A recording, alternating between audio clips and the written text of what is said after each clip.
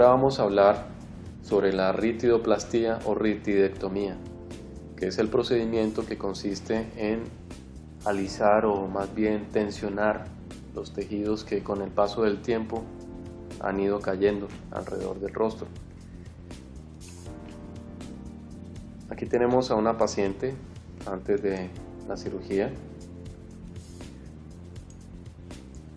que va a empezar a girar. Voy a acelerar un poquito el proceso. Pueden fijarse en cómo se ve la papada, el tercio inferior de la cara, su semblante general.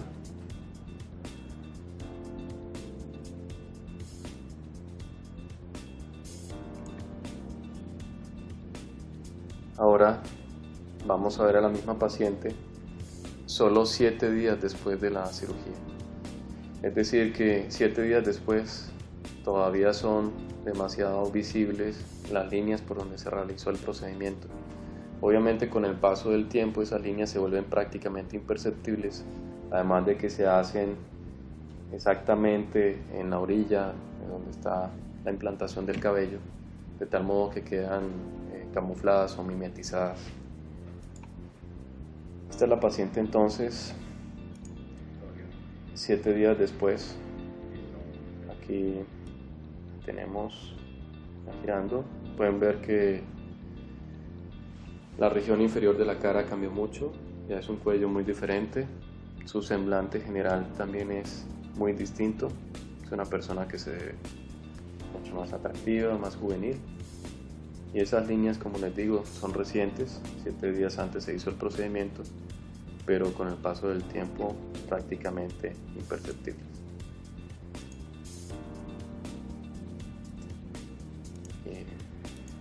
Creo que esto como es lo mismo. Aquí tenemos a la paciente 7 días después. Podemos hacer un comparativo del gran cambio que ocurrió. Este es otro caso.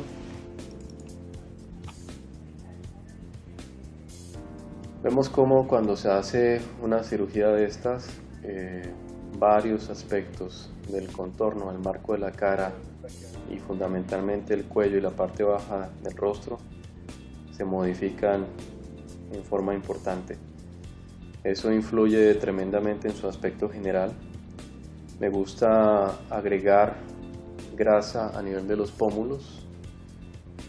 Los pómulos es una región que también participa en el aspecto que le da juventud al rostro.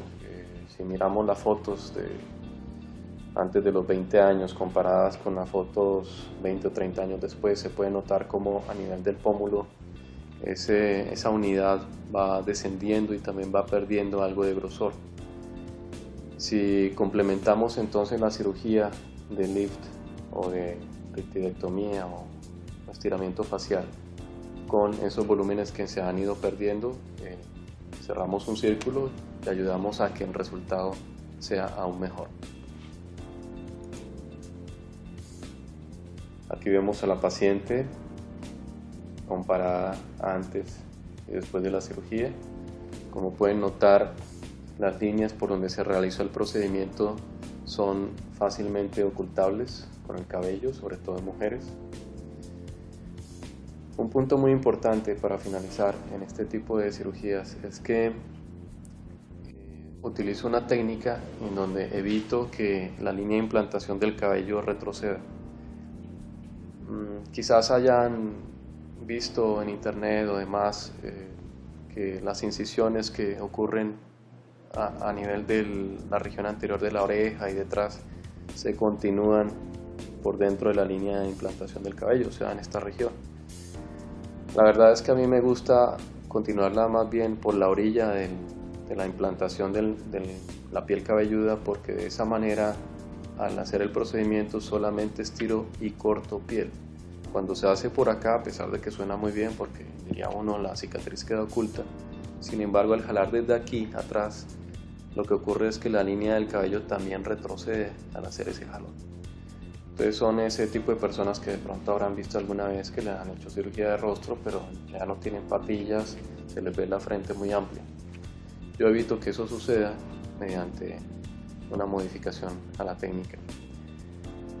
Bueno, hasta aquí los elementos principales que tienen que ver con este procedimiento.